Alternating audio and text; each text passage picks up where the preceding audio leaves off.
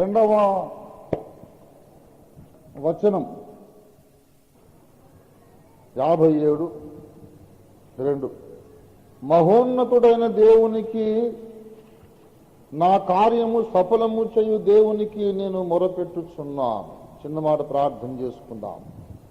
ప్రేమ కలిగిన మా యేసయ్యా, నీకు మహిమ ఘనత వందనాలు చెల్లిస్తున్నాము నా తండ్రి.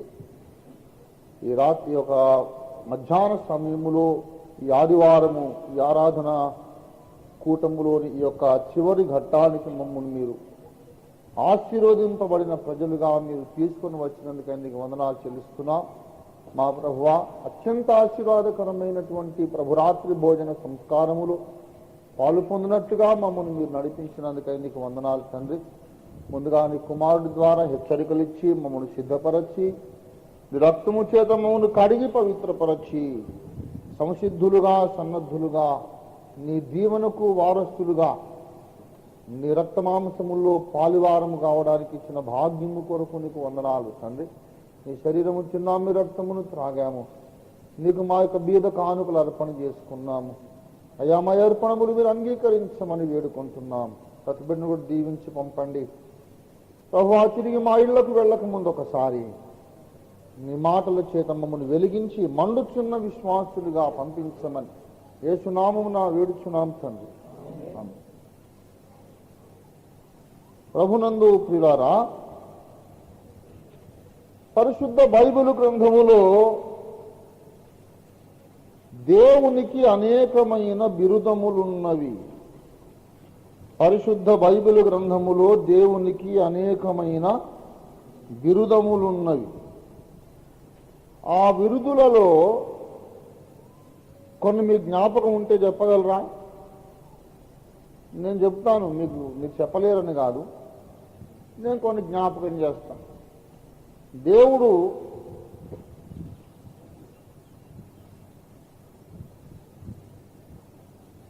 లేని వాటిని ఉన్నట్టుగా పిలుచువాడు, అవునా?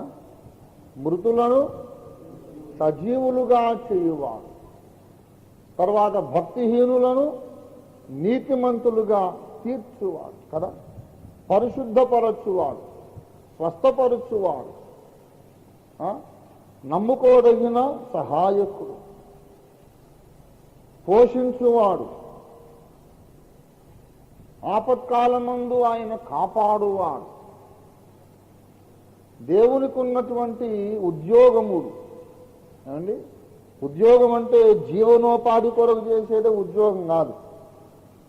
సంస్కృత భాషలో ఉద్యోగం అంటే అర్థం ఏంటంటే, ఉద్యోగం అన్నా వ్యాపారం అన్నా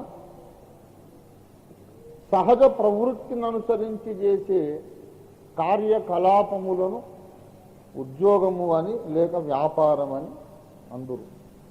దీన్ని నేను మీకు డెమాన్స్ట్రేట్ చేయాలంటే ప్రాచీన గ్రంథములోని ఒక సెంటెన్స్ మీకు దాని యూసేజ్ చెప్పడానికి, వ్యాపారము ఉద్యోగము అనే మాట యొక్క యూసేజ్ మీకు నేర్పించడానికి ప్రాచీన గ్రంథములోని సెంటెన్స్ చెప్తాను.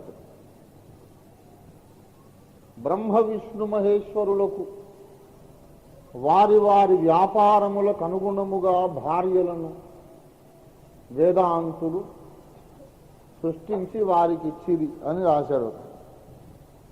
ఏంటి? బ్రహ్మదేవుడు సృష్టించాలి కాబట్టి అదాని వ్యాపారం,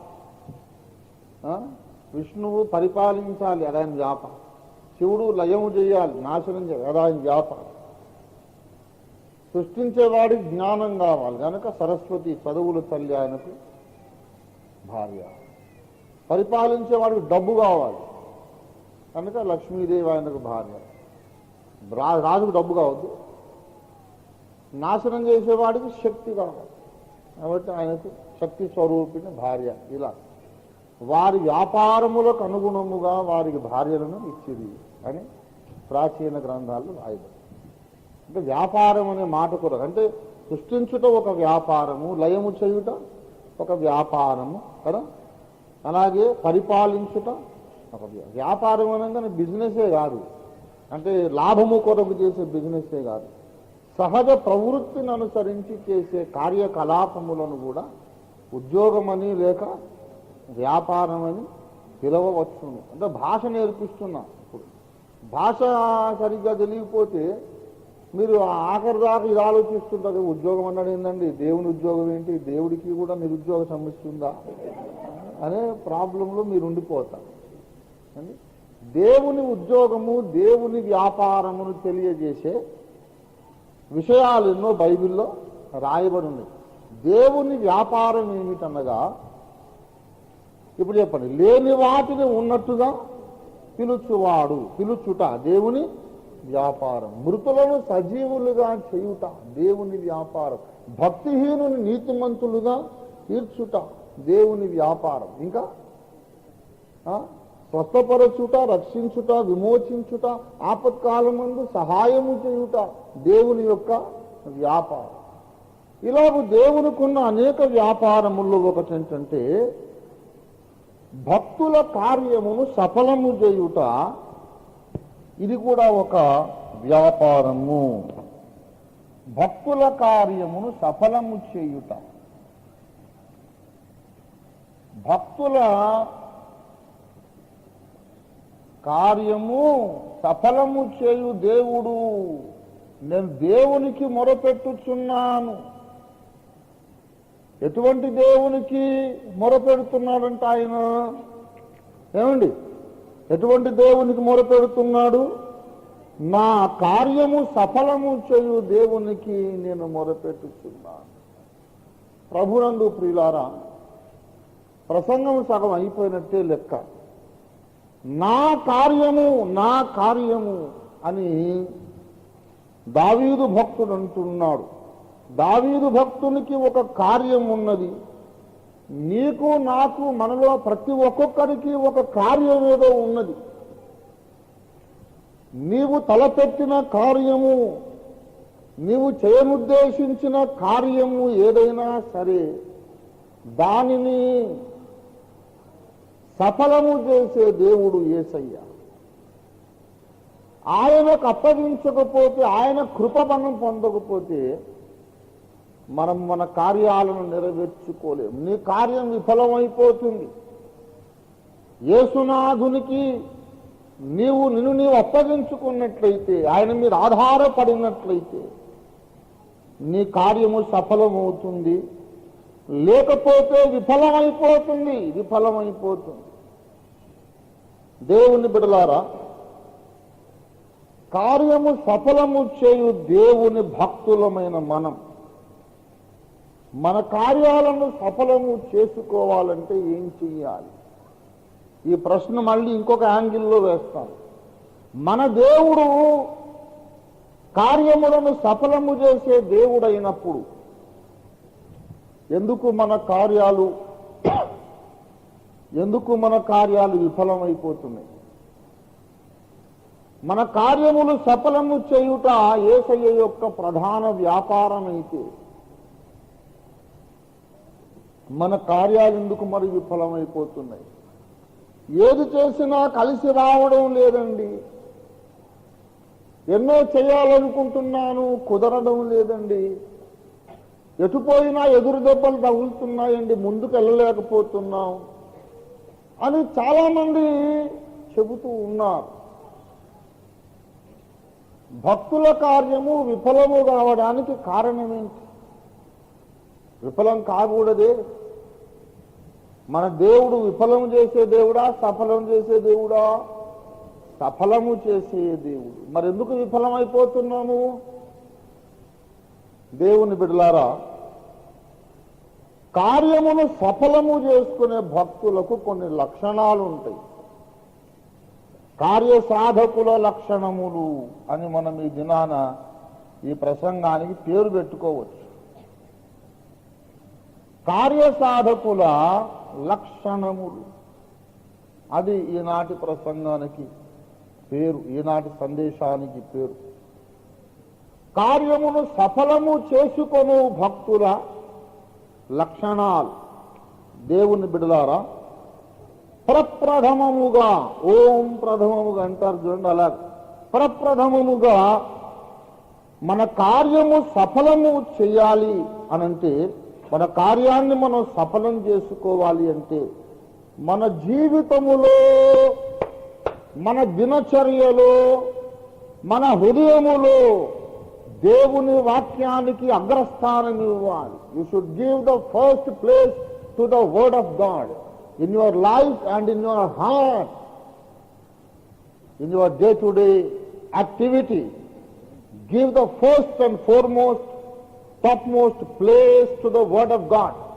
దేవుని వాక్యమునకు ప్రథమ స్థానం ఎవరు ఇవ్వడము లేదో వారు ఏమి చేసినా జయించలేరు. వ్యాపారం చేసినా మునుగుతారు, ప్రార్థన చేసినా జవాబులు పొందలేరు. ఆత్మీయ జీవితం విఫలమైపోతుంది, నీ వ్యాపారం విఫలమైపోతుంది, ఆర్థిక పరిస్థితి అస్తవ్యస్తం అయిపోతుంది. దేవుని వాక్యానికి నీవు మొదటి స్థానం ఇవ్వాలి. కీర్తనల గ్రంథము మొదటి కీర్తన మనము జ్ఞాపకం చేసుకుందాం. దుష్టుల ఆలోచన చొప్పున నడువక, పాపుల మార్గమును నిలువక, అపహాసకులు కూర్చుని చోటను కూర్చుండక, యెహోవా ధర్మశాస్త్రమునందు ఆనందించుచు దివారాత్రములు దానిని ధ్యానించువాడు ధన్యుడు. అతడు నీటి కాలువల ఓరను నాటబడినదై ఆకు వాడక తన కాలమందు ఫలమిచ్చు చెట్టు వలె ఉండును. ఎవరుండునండి? దేవుని ధర్మశాస్త్రమునందు ఆనందించుచు దివారాత్రములు దాన్ని ధ్యానించువాడు ఆకు వాడని చెట్టు వలె ఉండును. దేవునికి స్తోత్రం కలుగును గాక. ఎంత ఎండాకాలమైనా అతని ఆకులు వాడవు, వర్షాలు రాకపోయినా అతని ఆకులు వాడవు, గ్రౌండ్ వాటర్ ఎండిపోయినా అతని ఆకులు వాడవు, అడివంతా ఎండిపోయినా ఆ ఒక చెట్టు పచ్చగా ఉంటుంది. దేవుని స్తోత్రం కలుగును గాక. ఊరందరూ ఎండిపోయినా సరే వాడు ఒక్కడు పచ్చగా ఉంటాడు.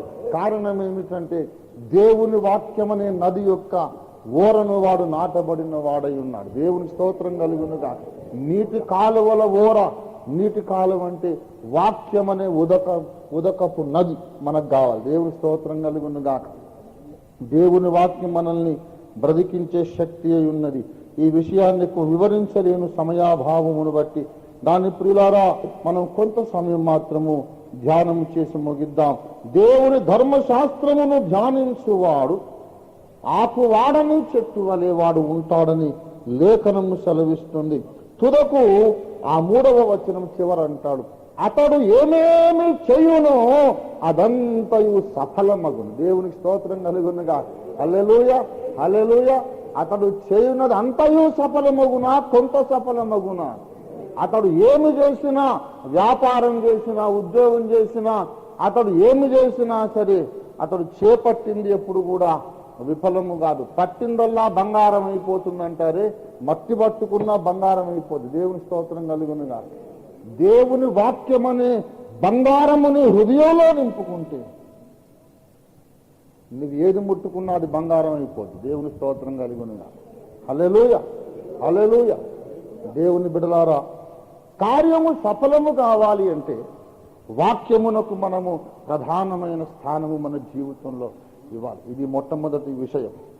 రెండవ విషయం ఏమిటంటే మన కార్యము సఫలము కావాలి అంటే ప్రియులారా, మన జీవితంలో దేవుని చిత్తమునకు మనము ప్రాధాన్యత ఇవ్వాలి.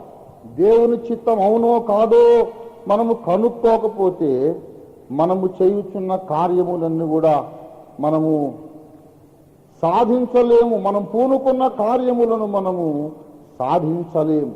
దయచేసి ఒకసారి మీరు 2వ దినవృత్తాంతముల గ్రంథములోనికి రండి. 2వ దినవృత్తాంతముల గ్రంథము 6వ అధ్యాయము 8వ వచనం చూడండి దయచేసి. 6:8 2వ దినవృత్తాంతములు. అయితే యెహోవా నా తండ్రి అయిన దావీదుతో సెలవిచ్చినది ఏమనగా, నా నామ ఘనత కొరకు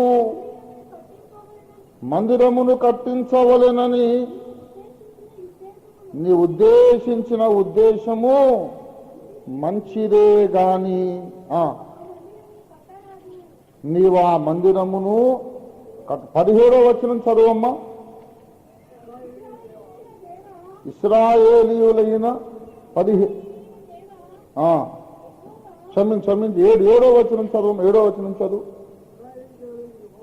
ఇశ్రాయేలు దేవుడైన యెహోవా నామ ఘనత కొరకు మందిరమును కట్టించవలెనని నా తండ్రి అయిన దావీదు మనోభిలాష గలవాడాయను. అయితే అంటే బట్ అని ఇంగ్లీషులో అర్థం. బట్ అంటే కానీ, అయితే కానీ ఒక ప్రాబ్లం, ఏదో ఆటంకం ఉందన్నమాట. అయితే నా తండ్రి ఒక మనోభిలాష గలవాడాయను. ఏమి మనోభిలాష? యెహోవా నామఘనతకు మందిరం. మంచిదా చెడ్డదా ఈ ఆశ? మంచిదా చెడ్డదా? మంచిది కాదు, అనుమానంగా చూస్తున్నాడు కొంతమంది. దేవుని నామఘనత కొరకు మందిరం కట్టాలి, మంచిదా చెడ్డదా? అయితే దేవుడు మాట్లాడి నీవు కట్టరాదు అని అంతే. దావీదు నోరు మూసుకున్నాడు. అంతే, సరే నీ చిత్తము కట్టు. మరి నేను ఎందుకు కట్టొద్దు అంటే, నేను ఎన్నుకున్నవాడు ఇంకొకడు ఉన్నాడయ్యా. నీ గర్భమున పుట్టబోవు కొడుకు నాకు కట్టిస్తాడు. నిత్యత్వము నుంచి వాడిని ఈ పని కొరకు నియమించాను. నువ్వు చేసేట్లా? ఎవరికి నియమించిన పని వాడు చేయాలి. భూమికి పునాది వేయక ముందు భవిష్య జ్ఞానములో నేను నా కళ్ళతో ముందుకు చూసి, కాలములో రేపటికి వచ్చే యుగము లోపలికి ఎప్పుడో రాబోయే యుగాల్లోకి నేను చూసి, సొలొమోను అనేవాడు నా మందిరం కట్టాలని రాసి పెట్టా. నువ్వు కట్టాలని వీల్లేదంటే అన్నా. అంటే చిత్తం తండ్రి, నీ చిత్తమే. నీ కార్యము సఫలం కావాలంటే అది దేవుని చిత్త వ్యతిరేకమైనదై ఉండకూడదు. It should not be against the will of God.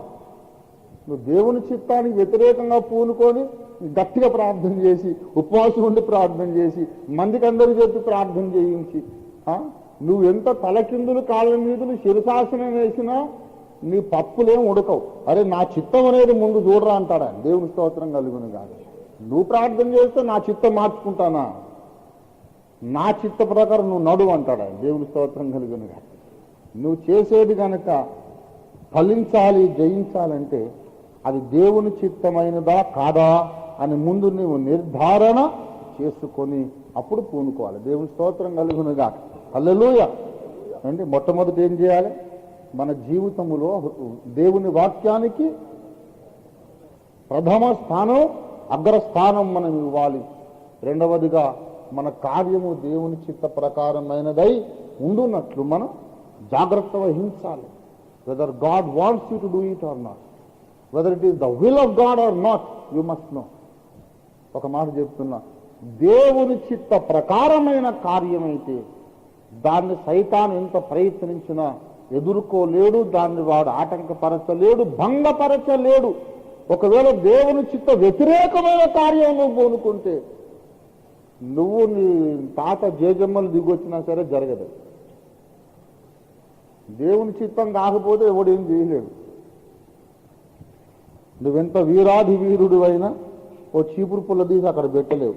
దేవుని చిత్తం కావాలి. దేవుని స్తోత్రం కలుగునుగా. కనుక నేనేదో వీరుణ్ణి, నాకు మంచి ఇన్ఫ్లుయెన్స్ ఉన్నది, నాకు అది ఉన్నది, ఇది నీ బోర్డు ఇన్ఫ్లుయెన్స్ అంటే తీసి అవతల పెట్టమంటాడు. దేవుడు ఒక గీత గీసాడంటే అవుట్. నువ్వు ఇన్ఫ్లుయెన్స్ అందరూ ఆ గీత బయటే ఉండాలి, లోపలికి రావడానికి వీలు లేదు. దేవుని చిత్త ప్రకారమైనటువంటి కార్యమును మనం ఎప్పుడైనా చేయాలి, తలపెట్టాలి. అప్పుడు మన కార్యమును సఫలము చేసుకోగలుగుతాం. దేవుని స్తోత్రం కలుగును గాక. ఆ తరువాత కొన్ని జాగ్రత్తలు మనం వహించాలి. ఆ విషయాన్ని కూడా మీతో పంచుకొని ముగిస్తాను. దేవుడు మన కార్యమును సఫలము చెయ్యాలి అంటే మనము చేయవలసిన ఒక కార్యం ఏమిటంటే 37వ కీర్తన 5వ వచనము చూడండి. నీ మార్గమును యెహోవాకు అప్పగించుము. నీ మార్గమును యెహోవాకు అప్పగించుము. ఏమండి? అప్పుడు ఆయన నీ కార్యమును నెరవేర్చు. దేవునికి స్తోత్రం కలుగును గాక. హల్లెలూయా. దేవుడు నీ కార్యమును నెరవేర్చు. నువ్వేది చేసినా అది దాన్ని దేవుడు తప్పకుండా నెరవేరుస్తాడు. కానీ నీ మార్గమును దేవునికి నువ్వు అప్పగించాలి. మీరు దయచేసి గమనించాలండో, దేవుని వాక్యం వింటున్నాం మనం. నీ కార్యమును అప్పగించమన్నాడా, నీ మార్గమును అప్పగించమన్నాడా? దయచేసి మీరు నాకు చెప్పాలి, చూసి చెప్పండి. నీ మార్గమును అప్పగించుము, అప్పుడు నీ కార్యమును నెరవేర్చము. కొంతమంది మార్గం అప్పగించరు, కార్యం అప్పగిస్తారు. ఈ పని చేయి. దేవుడేమన్నా మన ఇంటి ముందు నౌకరా, మన ఇంటి ముందు గేట్ మన్నా, దేవా నువ్వు ఇది చేయి, అది చేయి, ఇది చేయి, అది అంటే అట్లా నా చిత్తం చేస్తానని చేస్తాడు ఆయన విశ్వానికే రారాజు ప్రభు. ఆయన నువ్వు అది చేయి అని దేవునికి అప్పగించడం ఏంటి? మనం నీ కార్యం తీసి పక్కన పెట్టు, ముందు నీ మార్గమును దేవునికి అప్పగించు. నీ మార్గం అంటే నీ జీవిత విధానం, నువ్వు నడిచే విధానం, నీ ప్రవర్తించే విధానం, నువ్వు ఆలోచించే విధానం, నీ నడక దేవునికి అప్పగించు. అంటే అర్థం ఏంటంటే దేవుడు నడిపించినట్లు నువ్వు నడవాలి. ముందు దేవుడు నడవమని చెప్పినట్లు నడవాలి. మార్గం అప్పగించు, అప్పుడు నీ కార్యము ఆయనే సఫలము చేస్తాడు. దేవుని స్తోత్రం కలుగును గాక. హల్లెలూయా. ఇది మూడవ విషయం. మొదటి విషయం ఏంటి చెప్పాలి? మొదటి విషయం వాక్యమునకు ప్రాధాన్యత ఇవ్వాలి. రెండవది ఆయన చిత్తమును మనం తెలుసుకొని పని చెయ్యాలి. మూడవదిగా మన మార్గమును ఆయనకు అప్పగించాలి. We should walk according to his will as he leads us. ఆయన నడిపించినట్టు నడవాలి. అది మూడవ విషయం. తర్వాత రెండవ విషయం ఏంటంటే, ఇంకో విషయం ఏంటంటే మన కార్యమును కూడా దేవునికి మనం అప్పగించాలి.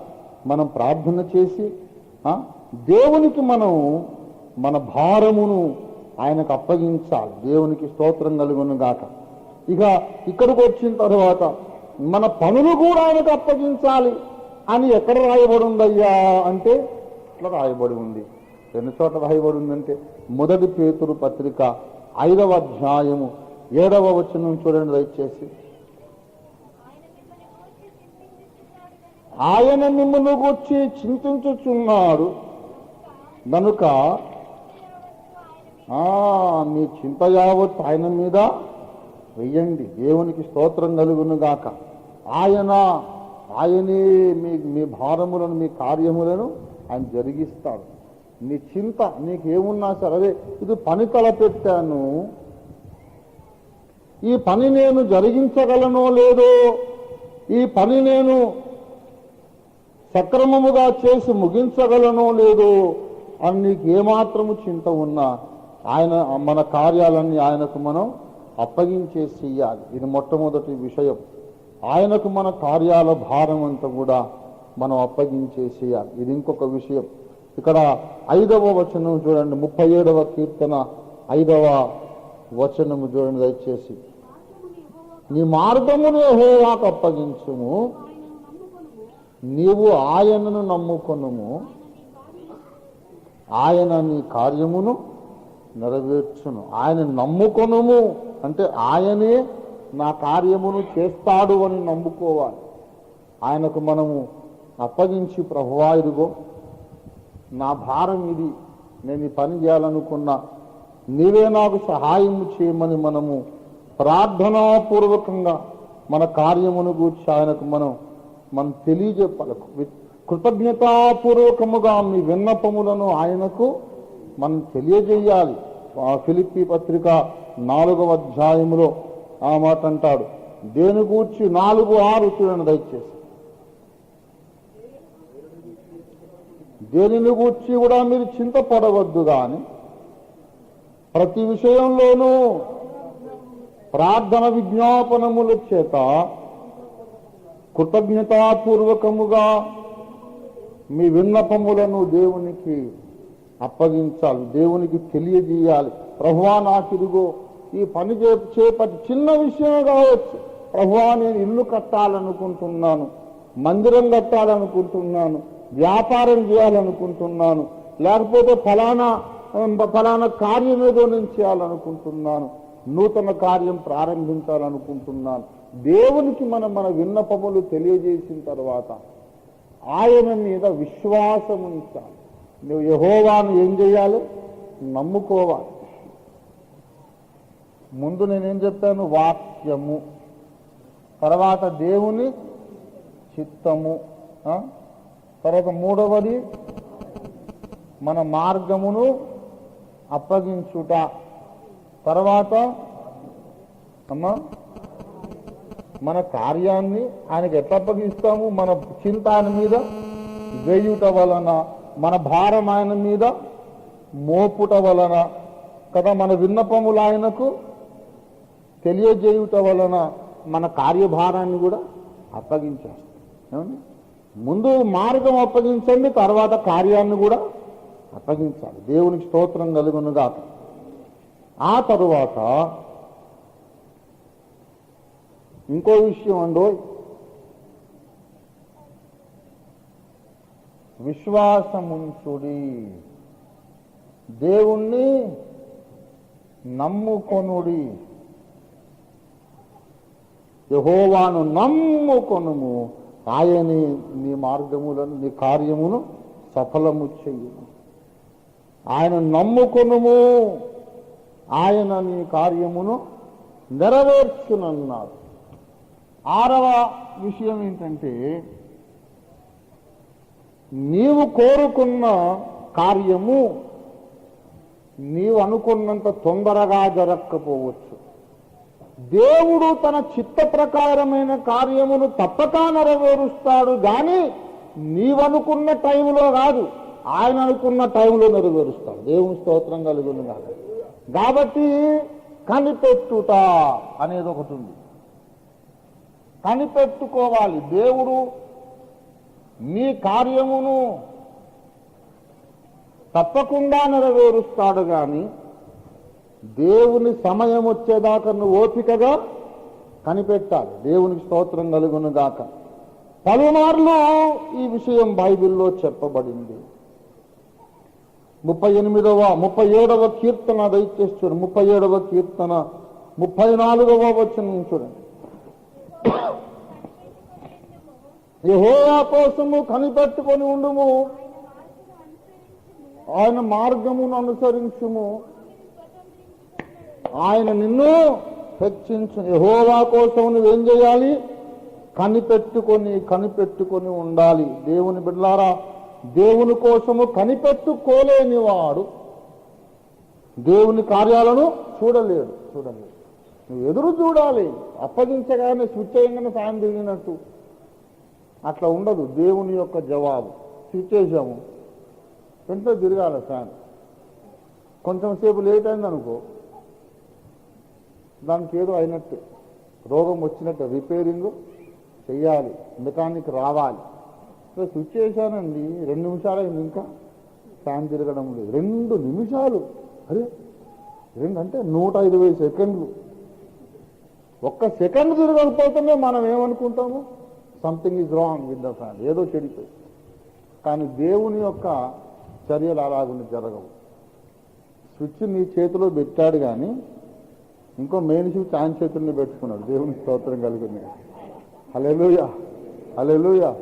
స్విచ్ నువ్వు వెయ్యాలి, అవతల దేవుడు కూడా స్విచ్, ఆ మెయిన్ స్విచ్ ఆయన దగ్గర పెట్టుకున్నాడు. ఇక్కడ మనం ఒకసారి మొన్ననే ఏలూరు కూటానికి పోయాడు కదా, ఇజ్రాయెల్ బాబు నాకు శ్రమ ఎందుకని పాపం అంటే, నా శిష్యులు ఎంతో ప్రేమిస్తారు కదా, నా బైబిల్ కూడా వాళ్ళేం మోసి, సరే నా బైబిల్ నా దేహంలో భాగం, నాలో భాగం, అది నువ్వు తీసుకుంటే ఎట్లనయ్యా, ఇవ్వండి. నా బైబిల్ ఎవరైనా తీసుకుంటే నా కాలు పోయినట్టు అవుట్ అయినట్టు ఉంటుంది నాకు అంటే కూడా విన్నారు. నా బైబిల్ వాళ్ళే మోసి, నా తాళం వాళ్ళే తీసి, సరే చెయ్యండిలే అని చేయనిస్తున్నాడు. గబగబా తాళం తీశాడు, లోపల పోయి స్విచ్ వేస్తున్నాడు, అది వేస్తున్నాడు, ఫ్యాన్ వేస్తున్నాడు, ఏది వెలగట్లేదు, ఏది తిరగట్లేదు. బయటకు చూస్తే అన్ని రూమ్లలో లైట్లు, ఇది ఒకటే వెలగట్లేదు. కోపడుతున్నాడు, అరే మనకు కరెంట్ లేని రూమ్ ఇచ్చాడు అని. అప్పుడు నాకు అర్థమైంది సీన్.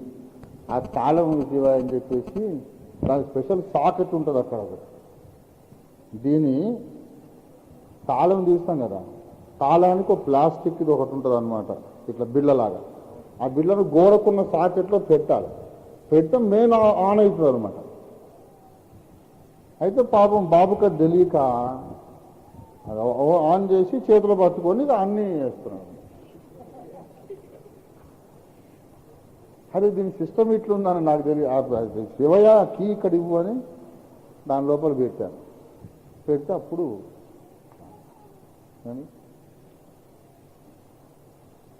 ఎన్ని స్విచ్లు వేసినా మెయిన్ స్విచ్ వేయకముందు ఫ్యాన్ తిరగదు, లైట్ రాదు, ఏది కాదు. అలాగే మనం ఎంత ప్రార్థనలు చేసినా ప్రార్థన చేయకపోతే జరుగుతాయి. సరే, ఒక మాట అంటున్నాను బాగా వినండి. ఈ దృష్టాంతం ఎందుకు చెప్పానంటే, ఎన్ని స్విచ్లు వేసినా ఈ మెయిన్ స్విచ్ ఆన్ చేయకపోతే ఫ్యాన్ తిరగదు, లైటు వెలగదు. అందుకని ఈ మెయిన్ స్విచ్ ఒకటే ఆన్ చేసినాం అనుకో, ఈ చిన్న స్విచ్లు వేయలేదు, అప్పుడు మరి వెలుగుతాయా? మెయిన్ స్విచ్ వేయడము ముఖ్యమా, చిన్న స్విచ్ వేయడము ముఖ్యమా?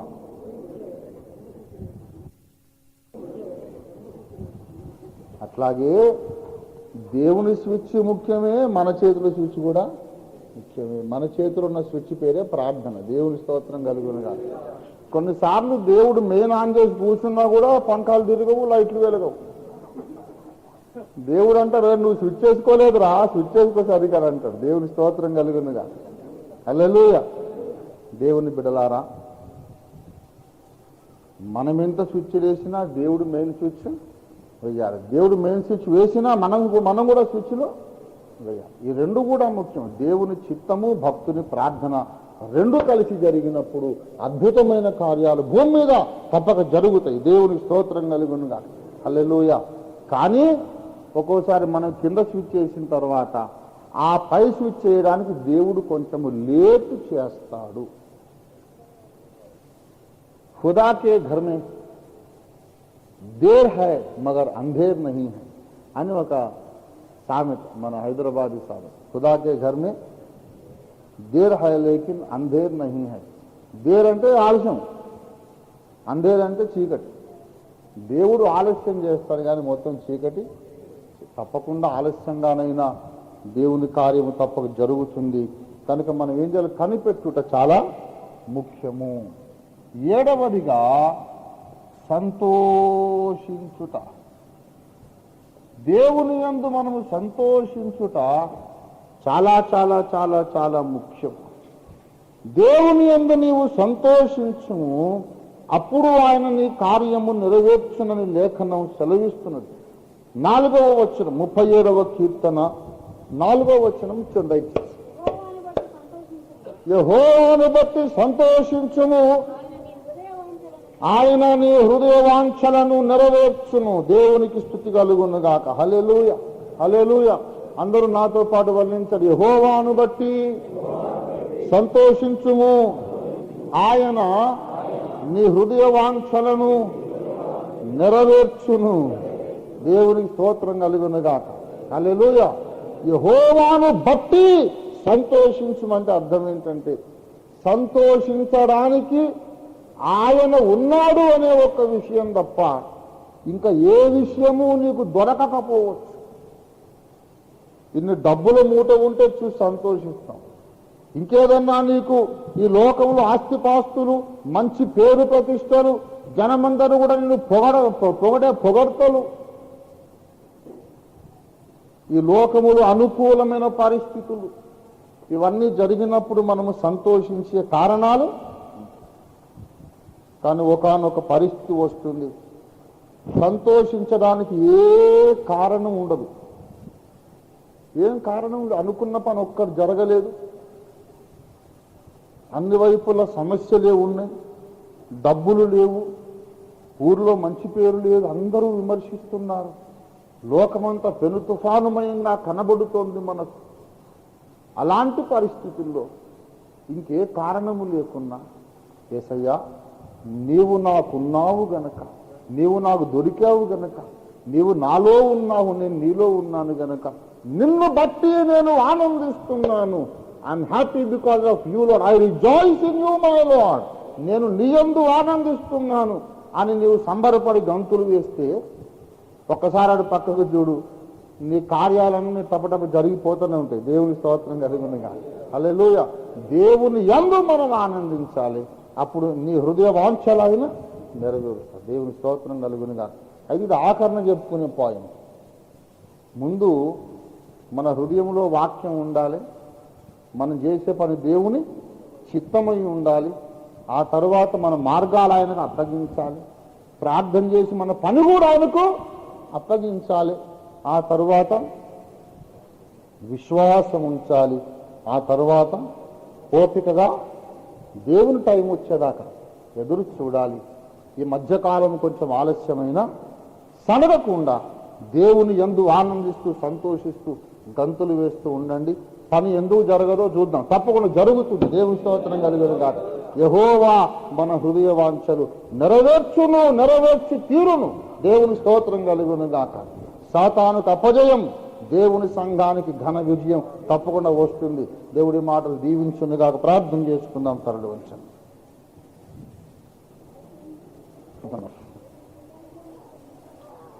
శక్తి చేత కారణను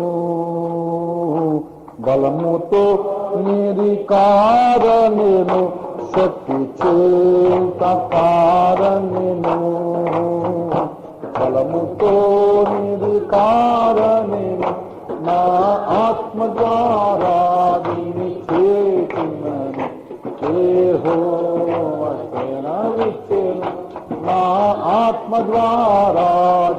Glory. Amen. Hallelujah. Thank you, Jesus. నిచ్చెను ఓ గొప్ప పర్వతమా, యెరుబ్బాబెలు నడ్డాగింపరు. గొప్ప పర్వతమా, బాబెలు నడ్డాగింపరు. మాత్రపు దానవు నీవనేను, చదును భూమిగా మారెదవు. ఆమె Glory. Thank you, Jesus. Amen. మారెదవు శక్తి చేత కాదనెను బలముతో. Amen. Glory Lord. Thank you, Jesus. Thank you, Jesus. Amen. Amen. Amen. Glory. తండ్రి నీ స్తోత్రం. నా ఆత్మ ద్వారా నీ చేతున్నని దేవానికి స్తోత్రం. ఓ ఇశ్రాయేలు విను,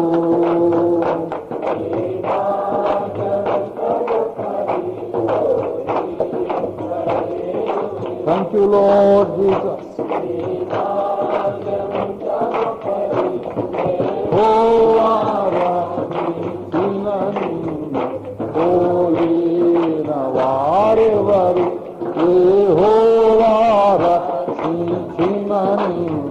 Thank you, Lord, Holy Spirit, for coming upon us in the mighty. Thank you, Father, for the anointing. Thank you for the pillar of cloud descending upon us. Thank you, Lord, for the pillar of fire descending upon us. Hallelujah, hallelujah, hallelujah, Lord. Oh, vasalavichinu na atma dwara dinichetunanu. Oh, vasalavichinu. హల్లెలూయా, హల్లెలూయా. ప్రేమ కలిగిన మా మహాపరిశుద్ధుడా పరమ తండ్రి, నీ బంగారు పాదములకు మ్రొక్కి నిన్ను స్తుతించి ఆరాధించుకుంటున్నామయ్యా. నీకు స్తోత్రం. బ్రతుకు విఫలమైపోయిన ఆయన అనేక సమస్యల్లో చిక్కుబడి ఎటు వెళ్లాలో ఏమి చేయాలో దిక్కుతోచని దారితోచని స్థితిలో మేము ఉంటుండగా అయా ఘన విజయ జీవితములోనికి, జయ జీవితములోనికి మీరు మాకు దారి చూపినందుకై నీకు స్తోత్రాలు చెల్లిస్తున్నాను. ఏ విధముగా ముందుకు సాగవలను, కార్యము సఫలము చేసే దేవుడవు మీరు మాకుంటూ ఉండగా ఎందుచేత మేము విఫలమైపోయిన బ్రతుకుతున్నాము మీరు మాకు తెలియజెప్పినందుకు ఆయనకు స్తోత్రాలు చెల్లిస్తున్నాము. నాయన సంఘ బిడ్డలు మేమందరమును సంఘములోని ముఖ్య నాయకులు కాపరి మొదలుకొని ఇతర నాయకులు సంఘంలో చిన్న బిడ్డల వరకును ప్రభువా మేమందరము మా మార్గములను మా మార్గమును మీకు అప్పగించుకుంటాం మాకు నేర్పించండి. మా కార్యాన్ని కూడా మా భారమును మీకు అప్పగించడానికి సహాయం చేయండి. నీ చిత్తమును మా జీవితంలో గుర్తుపట్టకు సహాయము చేయండి ప్రభువా. నీ వాక్యమునకు మా హృదయంలో ప్రథమ స్థానం అగ్రస్థానం ఇచ్చుటకు మాకు నేర్పించండి ప్రభువా. అయా విశ్వాసముతో ఓపికతో కనిపెట్టుకొని నీ వాగ్దానములు స్వతంత్రించుకొని యెహోవా యందు ఆనందించబడలుగా మేము బ్రతికి మా హృదయ వాంఛలను మీ చిత్త ప్రకారం తీర్చుకొని ఈ జీవితములో ధన్యులమై ఈ భూమి మీద ధన్య జీవులుగా జీవించడానికి సహాయం చేయండి. ఇహమందును పరమందును మేము ధన్యులమగునట్లుగా నీ ఆత్మను మాపై కుమ్మరించి నీ సత్య మార్గములు మమ్మల్ని నడిపించమని ఇప్పుడు నీ సంపూర్ణ ఆశీర్వాద సంపూర్ణతతో నిండైన దేవునితో మమ్మల్ని ఇళ్లకు పంపించమని యేసుక్రీస్తు పుణ్యనామమున అతి వినయంతో వేడుకొని ప్రార్థిస్తున్నాము పరమ తండ్రి. మన తండ్రి అయిన దేవుని ప్రేమ, మన రక్షకుడు యేసునాథుని నిత్య కృప, పరిశుద్ధాత్మ దేవుని తోడి దివ్య మనోహర సహవాసం చేయవచ్చిన మనకందరకును భూలోకమందున్న సకల భక్త కోటికిని ఇప్పుడెల్లప్పుడు సదాకాలమును తోడై ఉండును గాక. ఆమేన్. యేసు రక్తమునకే జయం, ప్రభేశ రక్తమునకే జయం, ప్రభేశనామను సంపూర్ణ జయం కలుగును గాక. అందరికీ వందనాలండి.